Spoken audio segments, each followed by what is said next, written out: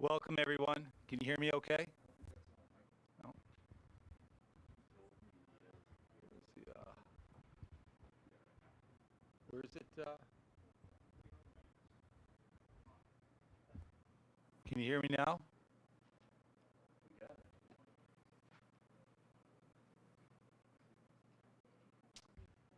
All right, welcome, everybody, for this great occasion, the dedication of the new Sports Performance Center, the J. Richard Piwowarski Sports Performance Center. My name's Mike Santos. When I was at BG, I thought one day I'd be a urologist. I kept getting a lot of emails and calls through the years from my family, and they always wanted me to do eulogies at funerals. So I obviously made a mistake somewhere, and I became the eulogist for my family. So today I'm not an MD, I'm just the MC for this event. And I'd like to begin by welcoming the principal of the school, Jason Sternisti, to lead us in prayer.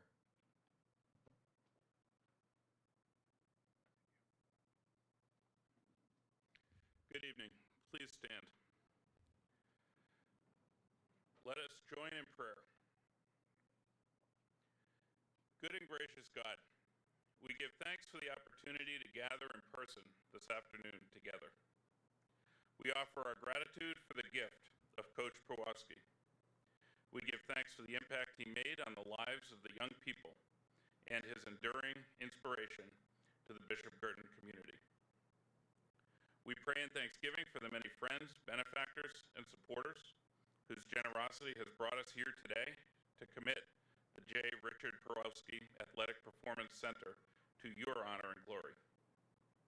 We pray for the students who will use this renewed space to develop their talents. Protect them and keep them safe from injury. May they wear the green and gold with pride, sportsmanship, and integrity. Inspire them to give their best, to compete with their all, and to achieve success on the field, on the court, and in all their endeavors. More importantly, open the Cardinals who enter the space to the valuable lessons and lifelong relationships that will be found there. Support them, Lord, to reach their potential and to live out their lives as people of faith who fulfill their lifelong mission to transform for the better the world in which they live. Lord, we ask your blessing on the Brothers of the Sacred Heart, on the entire Bishop Girton community, on all of our students, past, present, and future, and on this space that we dedicate tonight in fond memory of Coach P. Keep us always mindful of your great love as we commit this space to you. We pray to you, most loving and giving God. Amen. Please be seated.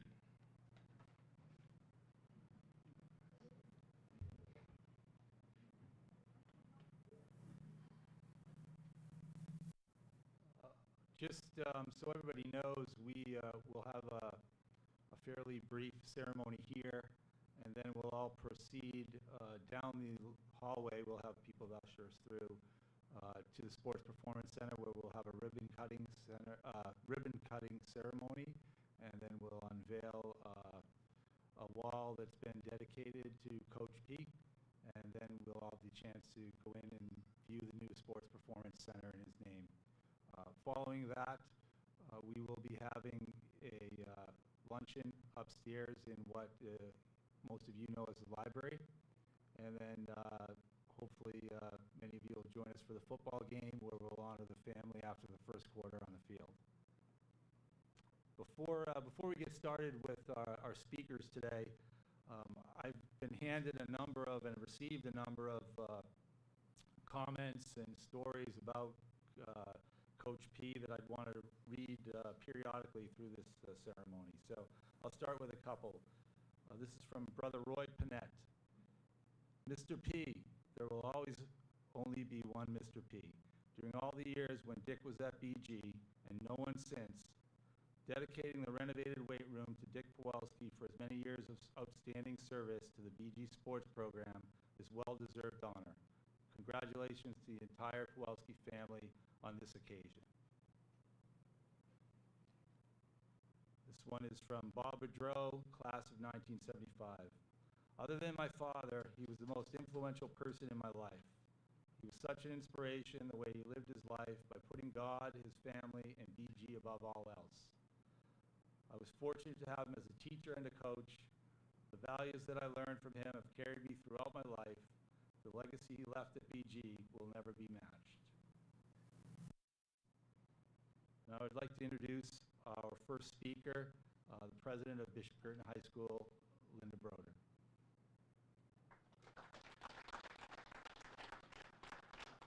Thank you, Mike.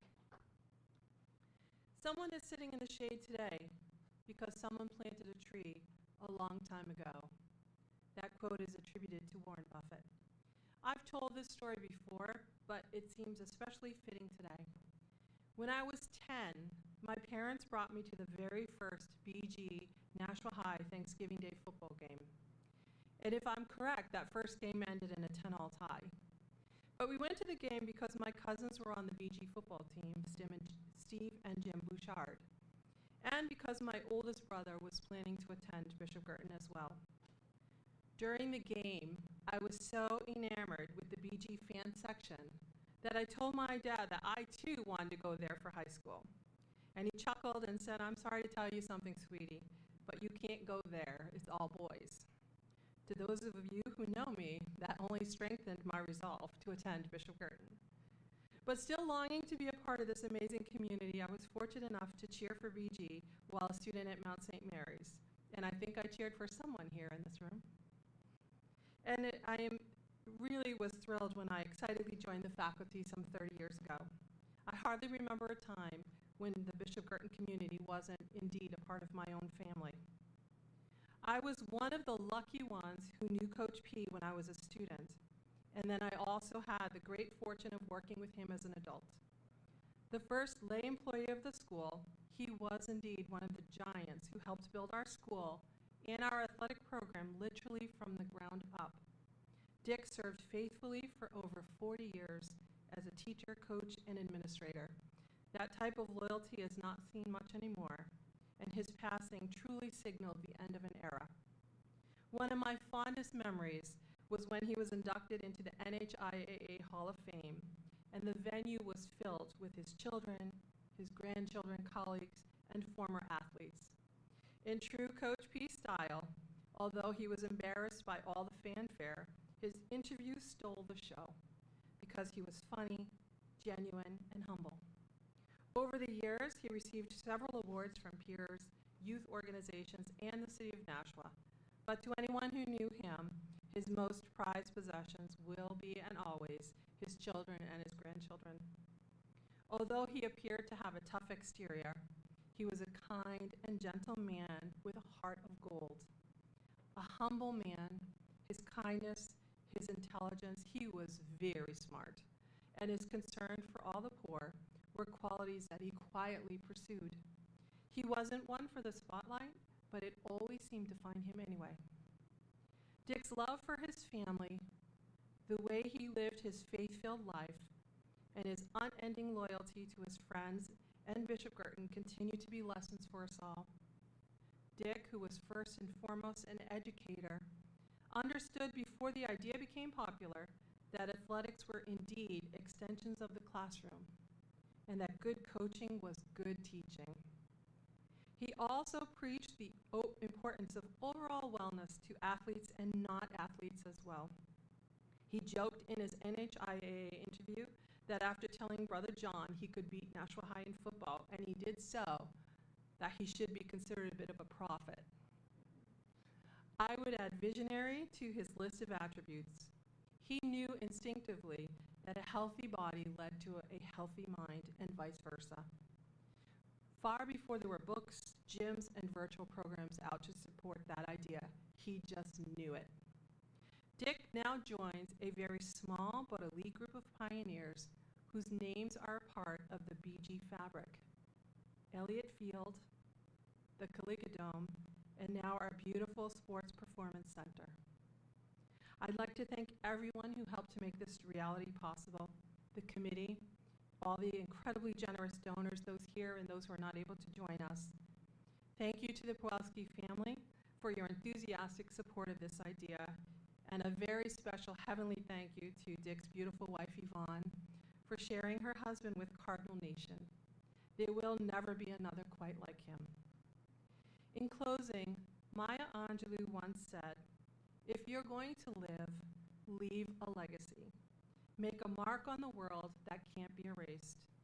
So I thank Dick for all that he did for BG and for me, personally and professionally. He will never be forgotten. Thank you.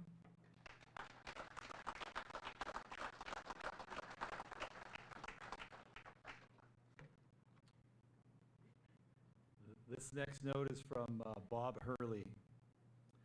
Coach Piwowarski made such a positive difference in the lives of thousands of young people like me and inspired us to achieve things we didn't think we could. What an incredible lasting legacy he has left. And this from Michael Attender, class of 1969. In my opinion, he was the greatest coach in the city of Nashua, and during his tenure, probably all of southern New Hampshire. I'll forever be proud to have been part of the first winning football season at BG. I can tell you that when the committee and the faculty and the administrative staff talked about this event, there was one person that we knew we had to have here today because he was, at Coach Piwowarski's side as a player, as an assistant coach, and as a teacher. And that's our next speaker, Mike Lozo.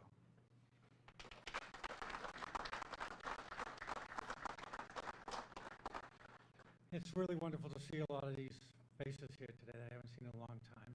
They look a little older than they used to, but it's still wonderful to see them. And I do remember most of them. I missed a couple of names on a couple of you right there, but I had either the first name or the last name right. I did get that. I was just asked to just share with you a couple of my fondest memories, and I have a lot of them.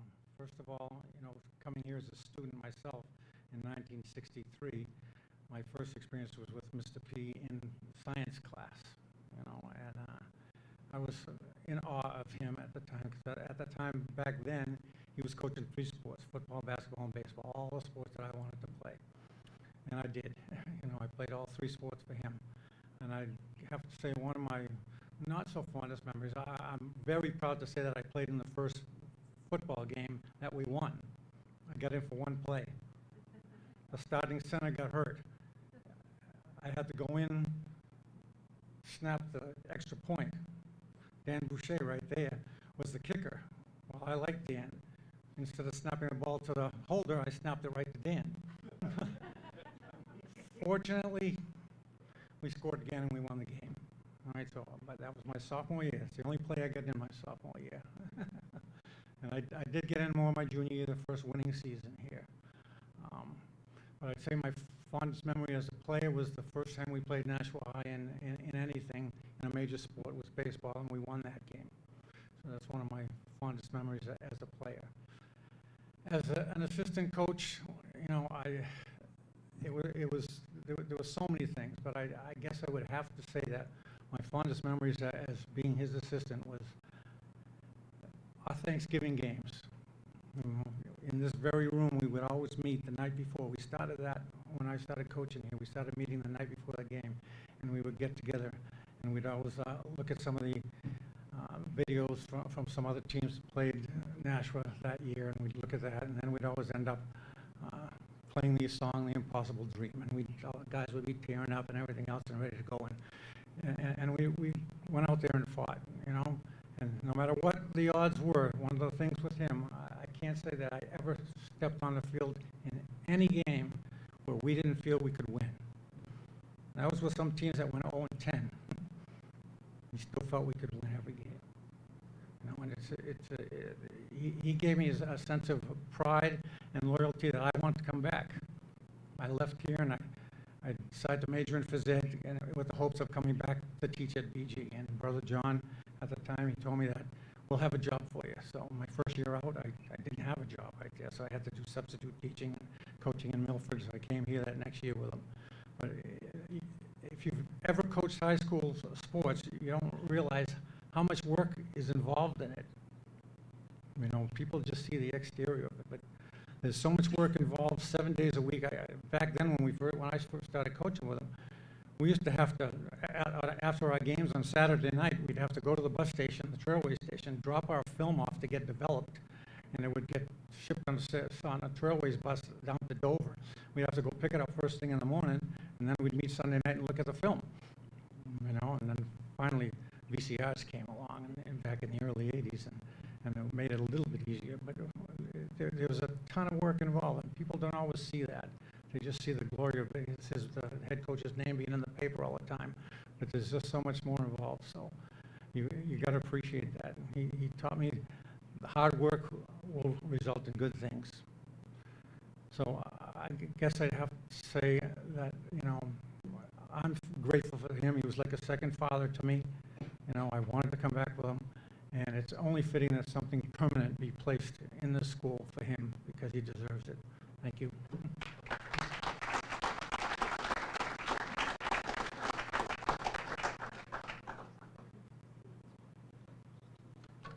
This next note is from the recently deceased Don Jankowski, class of '79. Coach Piwowarski was instrumental in building the foundation of my character. He taught me to work hard and give when your arms are too weary. He knew I had more to give before I did. And also from Jim Otis, class of 1977. Dick Piwowarski was the only and first head coach of football that I ever knew. His commitment to his family and to Bishop Curtin High School is remarkable. It is a trait I've seen in great men and a measuring stick to which I strive even to this day to attain. In the few short years that I was in the presence of Coach Piwowarski, I learned more about being a good man, brother, son, and friend than probably anyone else in my life besides my father. I'd like to take a moment here now to recognize the guys that did the real work behind this, all alumni of the school, and who really went out there and created a commitment to making this happen today, and reached out to other alumni who loved Coach Piwowarski like we all did, and again, really gave legs to this thing. So there's some who are present here today. I'd like them to stand up and be recognized. Craig Heisner. Paul Parent.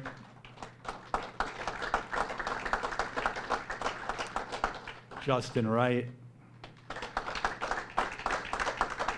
And two gentlemen that couldn't be with us today, Corey Johnson, who's in Austin, Texas, and Tim Weckworth.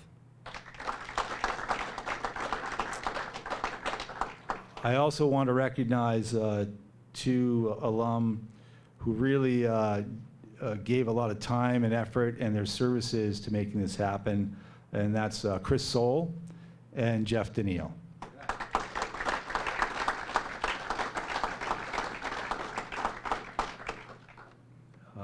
And now I have one story about Coach P that probably his family doesn't even know.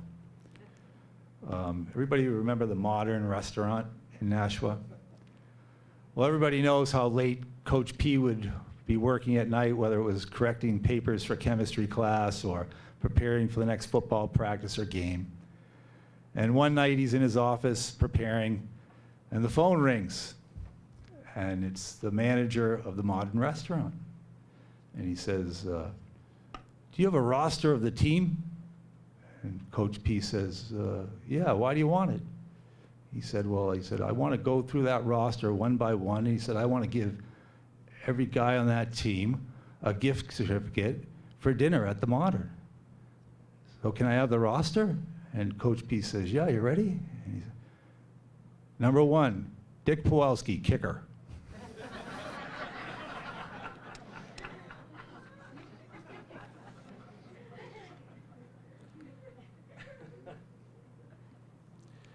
Now I'd like to welcome Steve Piwowarski to say a few words on behalf of his father and his family.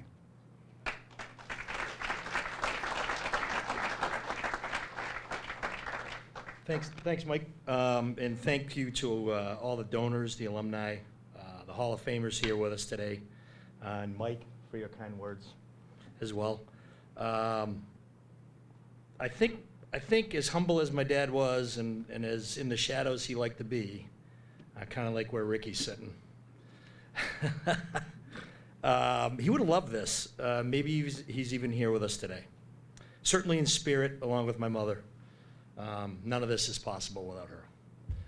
If you want to talk about the toughest Piwowarski in that house on Layton Street, it wasn't my father. It was absolutely my mother. So I'd like to give her a hand. She's here. Without her, this doesn't happen. In life, you're not measured by what you have or how much you earn or even how healthy you are. All of those are true blessings, but the true measure of life well lived comes with the question: did you leave people better than you found them, even on their worst day? I think my dad did that quite often. We think of him that way, as a great dad, grandfather, coach, teacher, and administrator. I'd like to share with you a few other words that have showed up over and over as we prepared for this, and it's really staggering. Impact. Over and over I've heard from many, many people. What an impact. What an impact on my life. From some of the most incredible people that ever stepped foot in this school. Remarkable when you think about it. We should all be so lucky to have a legacy like that, to leave impact on others. Amazing. Selfless came from someone in this room. Team before the individual. Achieve team goals and individual accolades follow. That's how he taught. That's how he thought. Loyal, almost to a fault. That's my editorial. He always had your back. During losses, he took the blame. In winning, he praised the team. At his wake, one of his players said, he was Belichick before Belichick. I said, what do you mean? He said, well, he gave the media nothing week after week, and they kept asking him questions. I said, yeah, that's true. Committed to God, family, team, and mission. True commitment with the end in mind. Doing things the right way for the right reasons. Dedicated. He often said, and this was PJ's favorite term, you want to do it? Do it. Don't talk about it. And it's really, really true. It's proven true over life. I wonder if Nike heard him saying that. They probably did. Disciplined, always seemed to have it, certainly on the practice field. How you prepared is how you played. And if you did it right in practice, you were more than likely going to do it right in the field. Determined, including the grit to be in shorts and a windbreaker until the Wednesday before Thanksgiving to demonstrate to all the players, it's not cold out. I remember practicing with Craig before that game, and we had a cold Monday, and he's out in shorts, windbreaker, and a Viceroy cigarette tucked in his palm, which was the only warm thing on his body. He was dying. Mike will attest. Mike was always out there, dressed up properly. It was cold. Never rains on a football field till there's lightning. Then he says, get the hell out of here. All right. Respect. He practiced this unconditionally. And those of everyone in this room has experienced it for sure. I wish we had more of that in society today. He knew how to respect people unconditionally. He was accountable always to others and yourself. And those are some of the lessons he taught us as his children. Responsible. The buck always stopped with him. Deliberate. This came from Julia, who's out west. I always remember his actions, the things he would say, well thought out and intentional. Yeah, the intentional part caught me when Julia said that. Celeste brought up humble. He never loved or did anything like this for the limelight or recognition. And as someone said at his wake, that was part of his mystique. No one could ever figure out why he never really wanted to jump out there. It took a while. My wife said he's a teddy bear. Everyone thought he was so tough, but he was so nice. another theme that keeps repeating itself. And Celeste's son, Darren, said crosswords. I don't want to channel my inner Forrest Gump, but it's funny what people recollect. He was always trying to stay sharp in mind and body, and he always portrayed that as well. We've all been given a gift. Too often we don't realize it or even take it for granted. But we absolutely have been given a gift knowing him as a loving husband, dad, grandfather, papa, coach, teacher, and administrator. And yes, to some that knew him after his coaching and teaching career, oh, the bus driver. Not a joke. Like, who's that guy? Oh, he drives the bus. I'm like, drives the bus? I guess he did drive the bus for a while. Regardless of how you knew my father, or our father, he always tried to leave you better than he found you. When he said, how you doing, he meant it. And he wanted to wait for an answer. Another lesson we should all take away. Don't just go, yeah, how you doing? Yeah, whatever. If you ask somebody how they're doing, wait for an answer. See how they're doing. He had a way with words for a man who spoke few. You want to walk? Go to the mall. We often heard at practice. Everyone that played here has heard it. If you are really good at something, you don't have to tell anybody. They'll tell you. You can't hang with the owls and expect to fly with the eagles. You got to do everything right. And my favorite, the only time you should look down on someone is when you're helping them up. What's been done with the Piwowarski Sports Performance Center here at BG is nothing short of remarkable, and people say there's no miracles. We just don't open our eyes to them. There's miracles every day. This is one of them. The thank yous are many. The memories to be shared this evening will be accompanied by smiles, fondness, and maybe a tear or two, but the gifts and impact he left all of us remain. They remain in the photos you see, the thoughts in your minds, the feelings in your heart. On behalf of the entire Piwowarski family, we send to all of you our heartfelt thank you for making his legacy a lasting one here at BG. God bless you all, and thank you.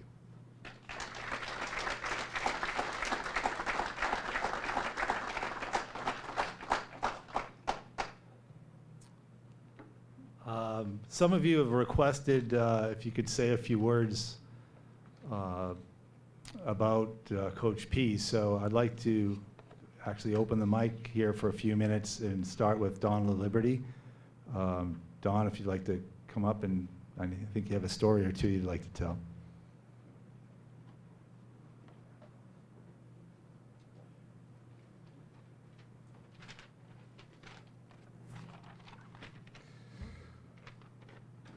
Got an interesting piece of paper here. It's a football roster that's over 50 years old. But before I talk about that, I was on one of Coach P's first football teams here at BG. Graduated in '67, and I wish I had had the opportunity to have him as my coach much longer, because just in that one season I learned a lot. Learned a lot about football, learned a lot about how to treat your teammates, how to live your life, and that carried over into my years at University of New Hampshire. Myself and Bob Robichaud were both on that team, and we were both walk-ons at UNH in 68. I'm sorry, 67. And we played freshman football. And back in those days, you weren't allowed to play varsity football. They had freshman football teams, unlike today where if you're a freshman, you could play on the varsity right off the bat. And we were referred to as the sacrificial lambs for the varsity, acting as the team that the varsity was going to play that coming week. After that season was over, I wasn't sure if I wanted to continue playing football. I did meet with Coach P before the 68 season, and I asked for his advice. And he said a few things to me. He said, work hard, stay focused, and good things will happen. I did that, and first game of the season in 68, I was a backup to a defensive end that was ahead of me, and we played Dartmouth at Dartmouth. And I was sitting on the bench, realizing that I might not get into the game, but the player that was ahead of me got hurt, and all of a sudden I hear the head coach yelling.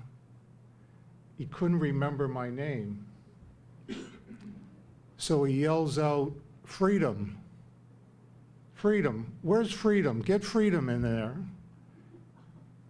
Somehow the coach associated La Liberty with freedom. And guess what I was called for the rest of my time at UNH? More people know me as Freedom than Don La Liberty. A couple games after that, we were going to be playing University of Maine, and I took the opportunity of calling Coach P and asking him if he wanted to go to the game. And he said he was, and both he and Coach Gingras came to the game. And I was just so happy and so proud that my coach from high school was in the stands. And he saw me after the game, leading up to the locker room, and he had the program in hand, and he had it opened up to the page that had the roster. And he pointed at something, and I looked at it, and it was my name, but all the way over on the right-hand column, it said D. Piwowarski, Bishop Gurdon High School. And at that point, I knew what he was communicating to me.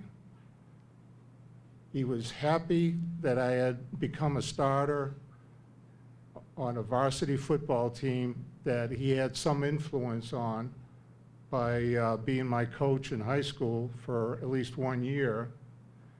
But he also knew that I was proud of him because the legacy of Dick Piwowarski and Bishop Gurdon was starting, because up to that point, Bishop Gurdon High School and football weren't well known back in the late 60s. But at that point, I think he was very happy to see that. Years later, many years later, my son came to Bishop Gurdon here, and his senior year, they played for the state championship for lacrosse. They were playing Pinkerton High School. And I remember my son coming up to me and saying, "Dad, tonight's the big game. Any recommendations, any words of wisdom?" And I said, "Joe, work hard, stay focused, and good things are going to happen." They won that game, and they were the first champions for Bishop Gurdon in lacrosse. And I guess I am happy that I was part of the initial class, the pioneers, and was here to help when Dick was the coach and to witness the beginning of the legacy, where it's gone and where it is today. Thank you, Coach Pete. Thank you, Frida.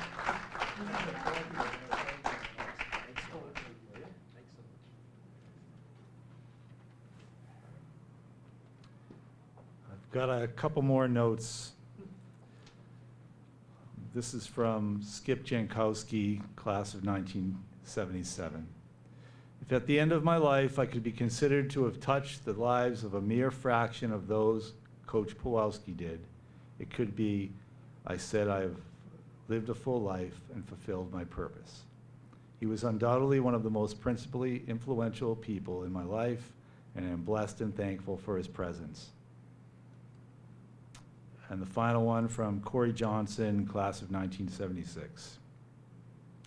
He was my high school football coach, and even 40 years later, I can still hear his voice and feel his influence on me.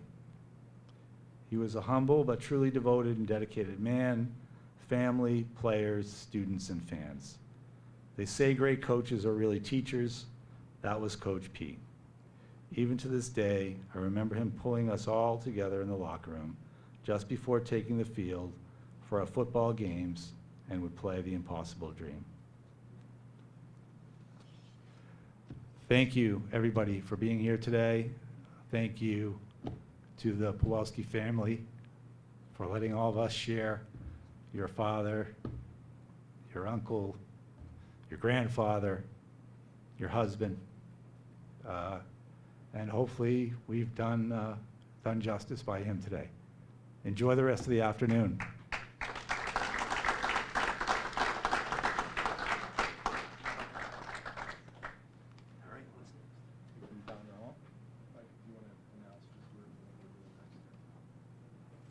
Yeah, so we're going to proceed down